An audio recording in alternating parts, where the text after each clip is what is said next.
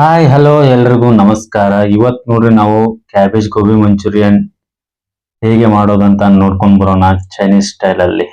ಬನ್ನಿ.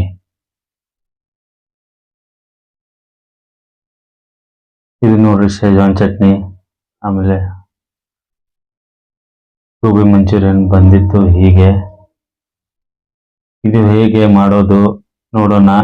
ಅದಕ್ಕೂ ಮುಂಚೆ ಇನ್ನು ನನ್ನ ಚಾನೆಲ್ನ ಯಾರು ಸಬ್ಸ್ಕ್ರೈಬ್ ಮಾಡಿಲ್ಲ ಪ್ಲೀಸ್ ಸಬ್ಸ್ಕ್ರೈಬ್ ಮಾಡ್ಕೊರಿ, ಹಾಗೆ ಬೆಲ್ ಐಕನ್ನ ಕ್ಲಿಕ್ ಮಾಡ್ಕೊರಿ, ಯಾಕಂದ್ರೆ ನನ್ನ ವಿಡಿಯೋನ ನೀವೇ ಮೊದಲು ನೋಡ್ಬೋದು. ಸೊ ಹಾಗಾಗಿ ಬೆಲ್ ಐಕನ್ನ ಕ್ಲಿಕ್ ಮಾಡ್ಕೊರಿ. ಬನ್ನಿ ಸ್ಟಾರ್ಟ್ ಮಾಡೋಣ. ಸೊ ಮೊದಲು ನೋಡಿ ಕ್ಯಾಬೇಜ್ ಹಾಗೂ ಈರುಳ್ಳಿ ಹಾಕೋಬೇಕು.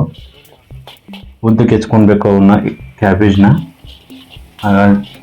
ಹಾಗಿದ್ರೆ ಸ್ವಲ್ಪ ಟೇಸ್ಟ್ ಬರುತ್ತೆ ಅದು.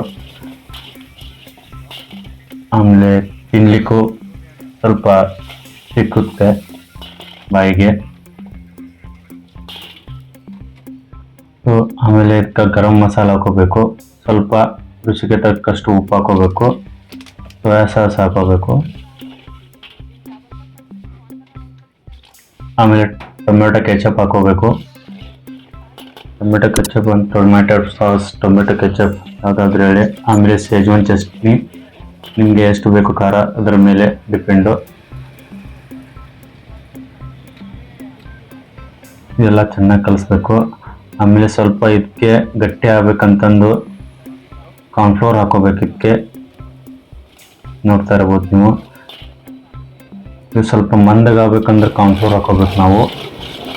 ನೀವು ಮನೆಯಲ್ಲಿ ಇದನ್ನ ಆರಾಮಾಗಿ ಮಾಡ್ಕೋಬೋದು. 2 ನಿಮಿಷದಲ್ಲಿ ಇದು ತಯಾರಾಗುತ್ತೆ. ಇದೆಲ್ಲ ನೀವು ಅದು ಕ್ಯಾಬೇಜ್ ಏನಿದೆಯಲ್ಲ, ಅದು ಗೋಬಿ ಫ್ರೈ ಮಾಡಿ ಇಟ್ಕೊಂಡಿರ್ಬೇಕು ನೀವು ಮೊದಲೇ. ಅದು ನಿಮಗೇನಾದರೂ ವಿಡಿಯೋ ಬೇಕಂತಂದರೆ ಪ್ಲೀಸ್ ನನಗೆ ಕಮೆಂಟ್ ಮಾಡಿ, ನಾ ಅದನ್ನ ಪ್ರಯತ್ನ ಮಾಡ್ತೀನಿ.